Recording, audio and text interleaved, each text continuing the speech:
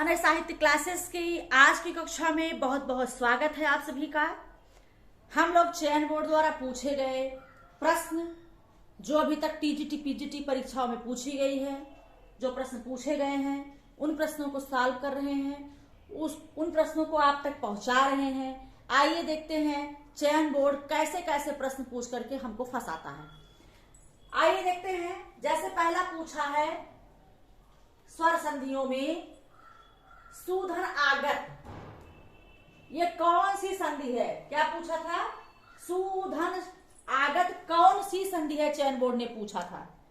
तो सबसे पहले इसे सॉल्व भी करते चलेंगे, आपको समझाते भी चलेंगे।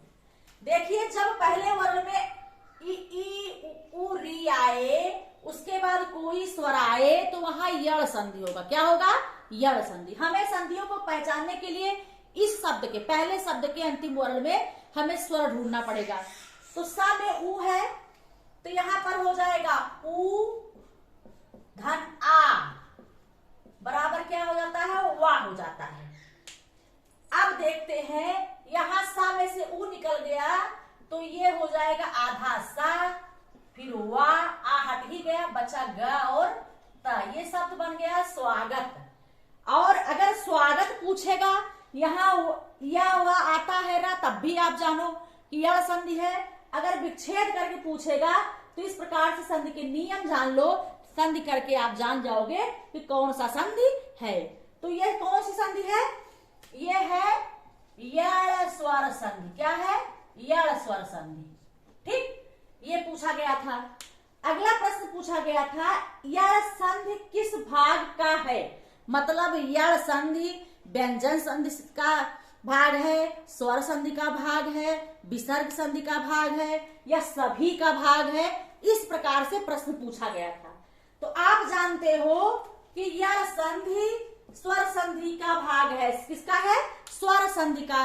स्वर संधि में दीर्घ स्वर संधि, गुण स्वर संधि, यड़ स्वर संधि, वृद्ध स्वर संधि और अयादि स्वर संधि। तो आप स्वर संधि के 5 भागों में यड़ स्वर संधि है। तो ये क्या इसका प्रश्न क्या होगा? इसका होगा यड़ स्वर संधि जो है ये स्वर संधि का भाग होगा। किसका होगा? स्वर संधि का। अगला पूछा गया था प्रश्न, पवन शब्द में कौन सी संधि है? तो पवन शब्द ऐसे तो आप समझ नहीं पाओगे, विच्छेद करते ही आपके दिमाग में तुरंत क्लिक करेगी बात। आइए देखते हैं, पवन में वह है तो यहां ओ धन अन, पो धन अन, क्या बनेगा? पो धन अन। अब जहां ओ होगा, ओ का आ हो जाता है, औ का आ हो जाता है। आप जानते हो कौन संधि होगा? वो अयादि संधि। तो यहां पा में ओ धन अ बराबर क्या होगा? आओ। क्या होगा? आओ। अब बनेगा पवन। पवन जो है ये कौन सी संधि है? अयादि।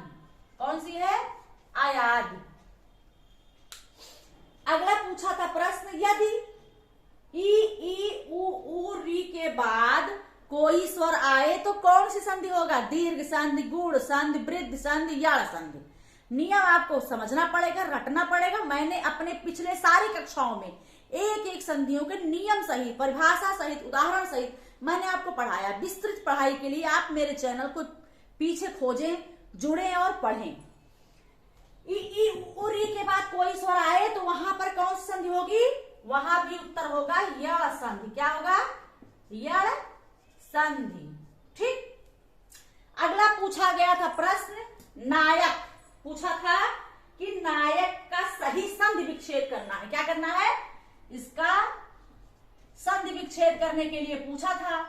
तो आप देखो, नायक में होगा नए धन अक। जब इस प्रकार से 2 मात्राएं करके आएंगी, क्योंकि अय का आय होता है। क्या होता है? ए का अय, ओ का औ, अय का आय, औ का आओ। ये अयादि संधि की परिभाषा है। तो नए धन अक, तो यहां पर क्या हो जाएगा? आय हो जाएगा। तो ये बन जाएगा नायक। ये आपका कौन सा संधि है? ये आपका अयादि। अयादि। आगे आपसे पूछा था कि पवन का संधि विच्छेद, पवन 2 बार पूछा गया था। एक तो पवन शब्द में संधि पूछा था कि कौन सी संधि है, अगले बार पूछा था पवन का संधि विच्छेद करिए। तो पवन का हो जाएगा पो धन अन।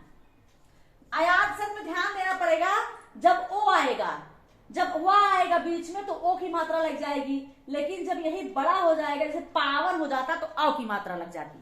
तो पो धन अन बराबर ओ का आओ हो जाता है। क्या हो जाता है? आओ। तब बन जाता है प व न। क्या बन जाएगा? पवन। ये संधि कौन सी है? ये भी अयादि। कौन सी संधि है? अयादि।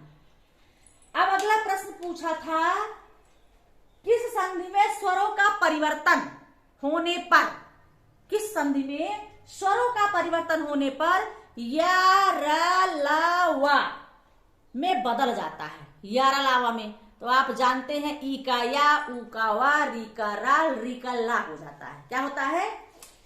ई का या, ऊ का वा और री का रा और री का ला हो जाएगा। कब? यदि या ई ऊ री के बाद कोई स्वर आए तो ई का या, ऊ का वा, री का रा, री का ला बदल जाएगा और ये संधि हो जाएगी आपकी या संधि। तो ये रहे आपके चयन बोर्ड द्वारा पूछा गया टीजीटी और पीजीटी में गत पिछले 10 वर्षों का 11-12 वर्षों का जो प्रश्न है ये पूछा गया है। यही प्रकार के प्रश्न पूछते हैं। कभी संधि विच्छेद के लिए दे देता है, कभी संधि विच्छेद रहता है तो उसका जो है संधि करने के लिए दे देता है, कभी परिभाषा दे देता है, कभी पूछ लेता है संधि विच्छेद के बाद 4 ऑप्शन रहेंगे, पूछ लेता है किसमें से कौन सा सही है। तो इस प्रकार से आपको संधियों को बहुत ही निचोड़ करके पढ़ना है, जिससे कि हमें कभी कोई समस्या कहीं से ना हो। तो आज की कक्षा में बस इतना ही। अगली कक्षा में व्यंजन और विसर्ग संधि से आए हुए प्रश्न जो चयन बोर्ड द्वारा पूछा गया है वो मैं आप लोगों के सामने लेकर आऊंगी। धन्यवाद।